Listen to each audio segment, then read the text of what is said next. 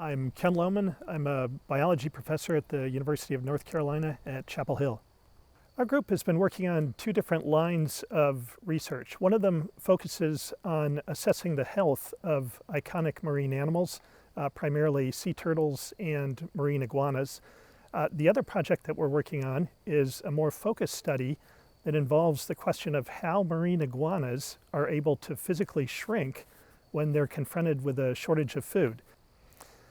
Our group has been studying the biology of sea turtles in the Galapagos Islands.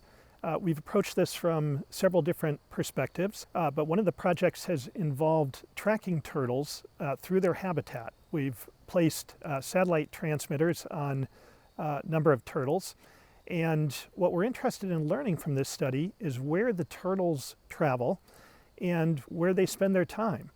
And by knowing more about where the turtles spend their time, we'll be in a better position to protect those parts of the habitat that are most important to them.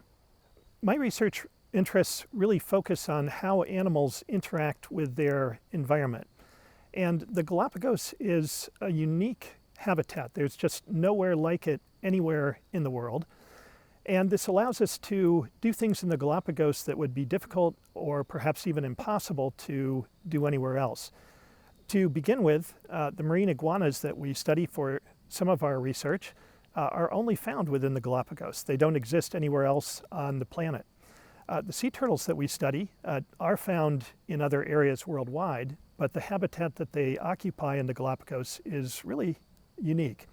And as a result of that, having the Galapagos results to compare to other results obtained in other parts of the world are extremely useful. The work that we do has important implications for conservation. By better understanding the physiology of the animals in the Galapagos, we are prepared in the event of an environmental problem down the road. In other words, if we have climate change or an oil spill or something of that nature, we'll be able to assess the health of the animals much more effectively if we have a baseline understanding of what is normal for this particular group.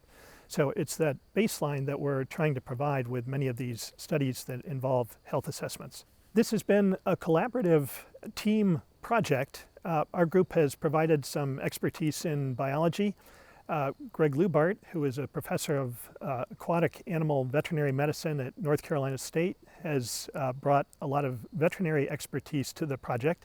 And we've also benefited immensely from our Ecuadorian colleagues at USFQ. We could not have done the work at all without the Galapagos Science Center. To begin with, it provides a station from which we can operate and a way to organize the logistics that are needed for the field studies there.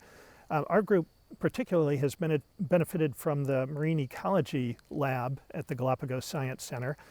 The lab is equipped for the kinds of studies that we do in the field.